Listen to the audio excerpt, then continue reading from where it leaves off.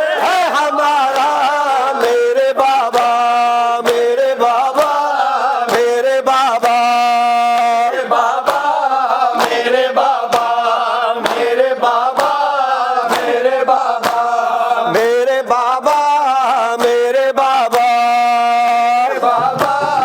मेरे बाबा मेरे बाबा मेरे बाबा मेरे बाबा मेरे बाबा मेरे बाबा मेरे बाबा मेरे बाबा मेरे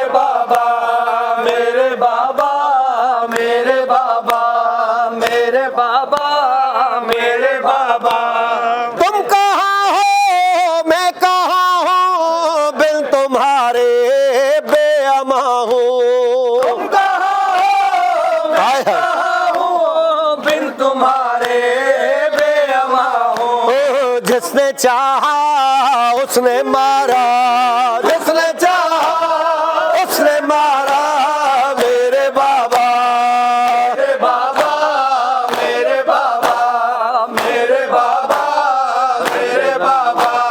मेरे बाबा मेरे बाबा लाउड मत बोले तुम बदल गए मेरे बाबा मेरे बाबा मेरे बाबा मेरे बाबा मेरे बाबा मेरे बाबा मेरे बाबा मेरे बाबा मेरे बाबा बदल गए ज़मीर लोगां दे ताही डेरात रोंदी रही ज़हरा बदल गए ज़मीर लोगां दे ताही डेरात रोंदी रही ज़हरा बदल गए ज़मीर लोगां दे ताही डेरात रोंदी रही ज़हरा बदल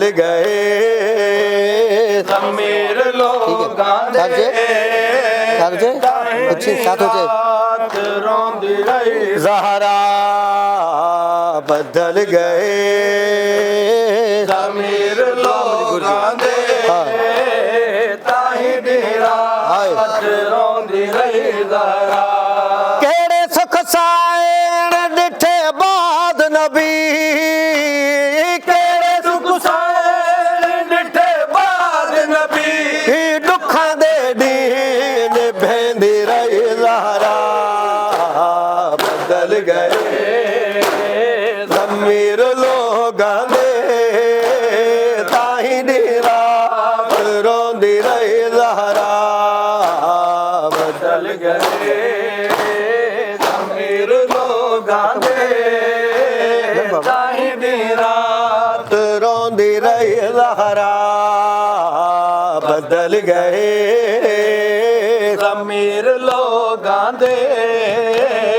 ताही डेरात रोंदी रही ज़हरा बदल गए ज़मीर लोगां दे ताही डेरात रोंदी रही ज़हरा बदल गए ज़मीर लोगां दे ताही डेरात रोंदी रही ज़हरा बदल गए ज़मीर लोगां दे ताही डेरात रोंदी रही ज़हरा सिद्दक दे दावे सण तो भुल गए मशवरे तख्त ते जथी दे रहे सिद्दक दे दावे सण तो भुल गए मशवरे तख्त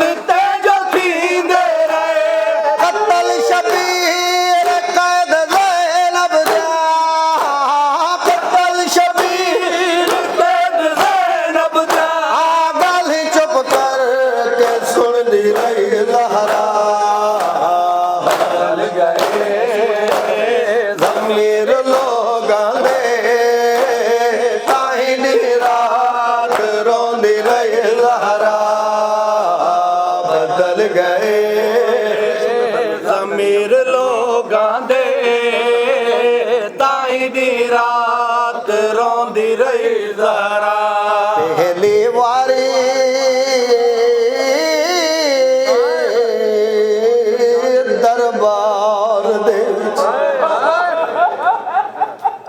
کئیے نو عمران دیا دی جیڑی قدی نہیں در تو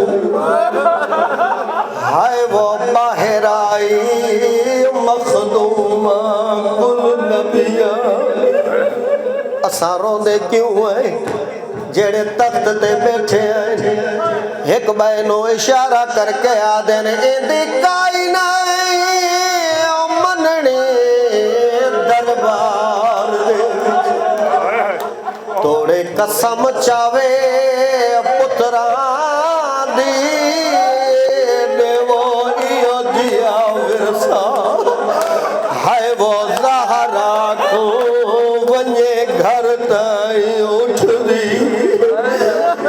دی بائی دی کائی نہیں منڑی دربار دے توڑے قسم چاوے پتران دی دیو ایو جیا ورسا زہرا کو ونجے گھر تائی اٹھ دی بہان دی جے رو پایو ایک اور بند پیا پڑدا ہو سکتا ہے کسے عزادار دی تھا دعا قبول ہو ونجے روان والے ہو میری سائن تخت دے پاسے اشارہ کر کے آدھیے میرے پیو دا تخت سنبھال کے قانون دے بدلا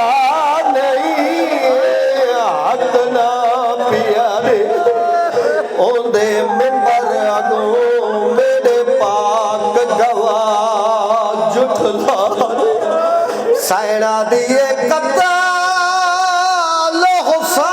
حسین تے قید زینب دا میرے سامنے مہرہ لا نہیں میرے پتر کٹھے میں سہ ویسا میری بھی بالا رلا آپ عزاداروں کے لیے نوحہ جس کے لیے مجھے کہا گیا ہے وہ پڑھ رہا ہوں آپ جتنے عزادار ہیں ماتم کریں پردہ دنیا والی آئی بازاروں میں زینب پردہ دنیا تجھی چھوئی آوارا مصابیو زینب پردہ دنیا متھے کہو آئی بالاروں میں زینب مرحبا ماتمی مرحبا دادا مرحبا ماتمی سب دادار کہیں پردہ دنیا کو سکھانے والی آئی بازاروں میں آئی بازاروں میں زینب پردہ دنیا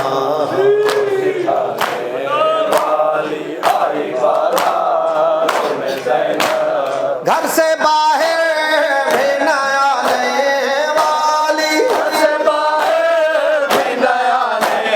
والی آئی بازاروں میں زینب پردہ دنیا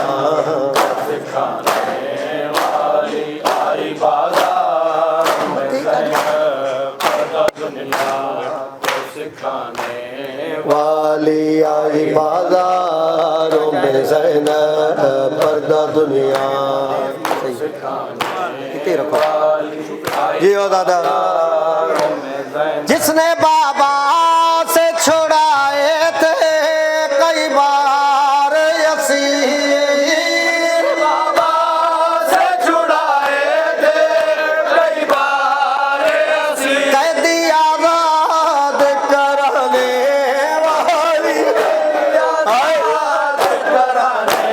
والی آئی بالاروں میں زینب پردہ دنیا سکھانے والی آئی بازاروں میں زینب پردہ دنیا کو سکھانے والی آئی بازاروں میں زینب پردہ دنیا کو سکھانے والی آئی بازاروں میں زینب جلتے خیموں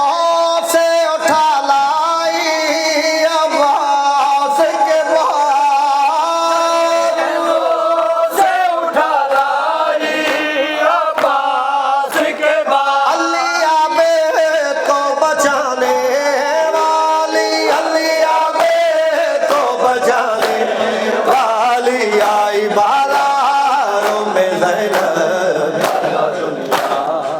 سکھانے والی آئی بازاروں میں زینب پردہ دنیا کو سکھانے والی آئی بازاروں میں زینب پردہ دنیا کو سکھانے ختم کرے والی پڑھی آئی بازاروں میں زینب ننگے سر پڑتی رہی خطبے بازاروں میں ننگے سر پڑتی رہی خطبے بازاروں میں قصر دشمن کو ہلانے والی پیچھے کیا کہوں والی آئی بازاروں میں زینب پردہ دنیا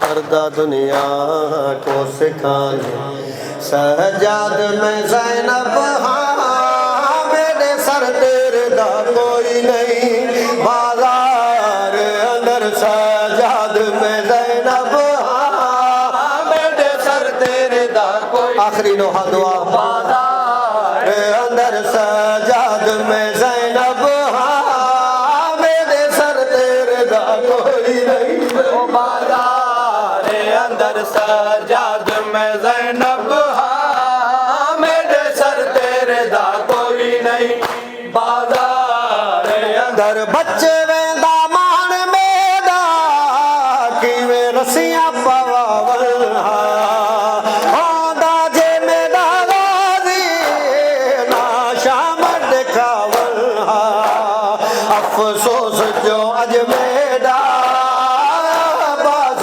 میرا کوئی نہیں بازار اندر سجاد میں زینب میرے سر تیرے دا کوئی نہیں بازار اندر سجاد میں زینب ہاں میرے سر تیرے آپ کا یہ نوحہ سن رہے ہیں انہوں نے فرمائش کر بازار اندر سجاد میں زینب ہاں میرے سر ہائے ہائے تیرے دا کوئی نہیں او بازار اندر مشک کو شادی دھی ہاں من میں بھی خدا ویسی ہووے جے امر میرا تھی شام تبا ویسی کانے دے سر دے سانگے اے میں تمنگ دی دعا کوئی نہیں او بازار اندر سجاد میں زینب میرے سر تیرے دا کوئی نہیں بازار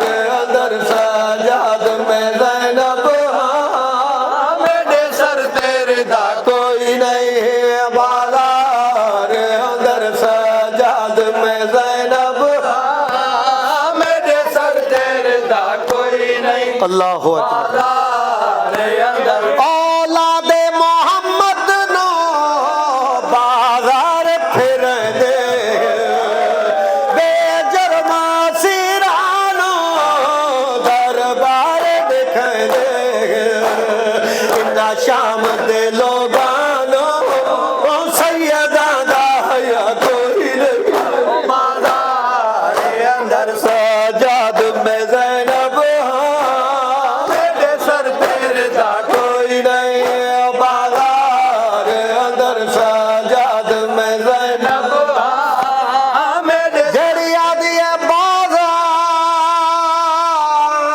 بازار نہیں